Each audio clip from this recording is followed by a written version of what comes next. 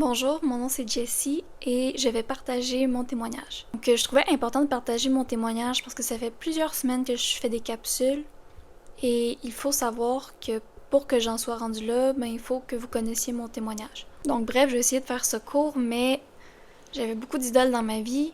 L'alimentation, le sport, l'apparence physique, plaire aux garçons. Je suis tombée dans une addiction de pornographie pendant plusieurs années. Dans la littérature érotique, des trucs du genre. J'étais vraiment intéressée par l'horoscope puis l'astrologie. Donc j'avais un attrait quand même à la spiritualité tout au long de ma vie, mais c'était pas vers les bonnes choses que j'allais. Donc tout au long de mon secondaire, Dieu m'envoyait vraiment des gens pour me parler de lui.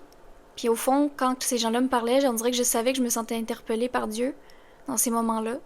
Mais j'endurcissais mon cœur puis je continuais à vivre ma vie parce que je voulais pas aller à l'encontre de la généralité de ce qu'on enseigne à l'école. Dans ma tête, l'école c'était gouvernement, donc c'était vrai, c'était ça la réalité. Je pouvais pas avoir un avis différent et je voulais certainement pas causer des débats ou m'obstiner avec personne, je voulais rentrer dans le moule. C'est environ vers 2020 lorsque j'ai eu une blessure aux muscles intercostaux que là je pouvais plus m'entraîner, donc j'ai perdu un idole. Donc c'était un peu la fin du monde pour moi.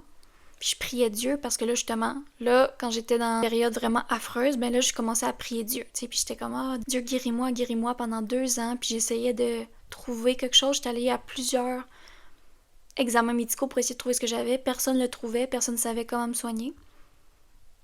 Puis je suis vraiment arrivée à un moment, j'étais dans ma chambre, en train de penser, il y avait ma Bible fermée en face de moi. Puis je la lisais pas, c'est juste je l'avais. Je l'avais achetée, je sais pas pourquoi, je l'ai juste achetée, mais je l'ai jamais ouvert.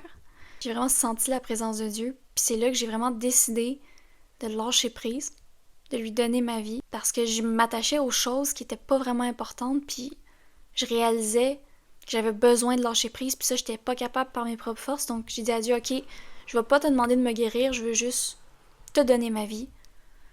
Je veux te servir. Si tu existes, je te donne ma vie. Et à partir de ce moment-là, tout a changé.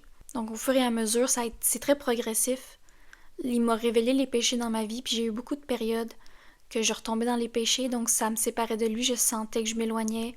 Mais finalement, Dieu me redirigeait vers lui. J'ai eu beaucoup de luttes avec les péchés que j'avais, jusqu'à un certain temps où Dieu m'a délivrée parce que j'ai vraiment pris la décision de remettre ça entre les mains de Dieu et non de garder le contrôle de ces choses-là. Ma meilleure amie, elle est née dans une famille chrétienne et on s'est retrouvés environ au secondaire, au début du secondaire.